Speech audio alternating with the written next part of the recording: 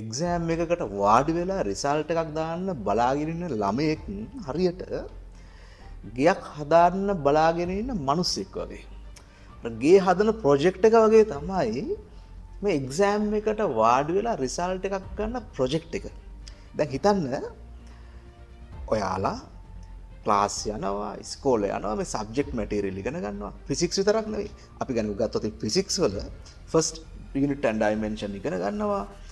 Mechanics යාන්ත්‍ර විද්‍යාව ඉගෙන ගන්නවා. ඔප්ටික්ස් ආලෝකය, waves and oscillation, ධාරා විද්‍යුතය, current electricity මේවා ඉගෙන ගන්නවා වගේ තමයි ගයක් හදන්න බලාගෙන ඉන්න මිනිස්සෙක් ගල් එකතු කරනවා, ගල් ගේනවා, වැලි ගේනවා, සිමෙන්ති ගේනවා. නමුත් ඔයාලා හිතන්න මේ මිනිස්සයා මේ බඩු අරගෙන ඇවිල්ලා ගේ හදන්න පටන් ගත්තේ නැත්තම් අන්න ඒ වගේ තමයි ඔයාලා මේ සබ්ජෙක්ට් මැටීරියල්ස් ඉගෙන ගන්නවා. වෙන වෙනම චැප්ටර්ස් ඉගෙන ගන්නවා.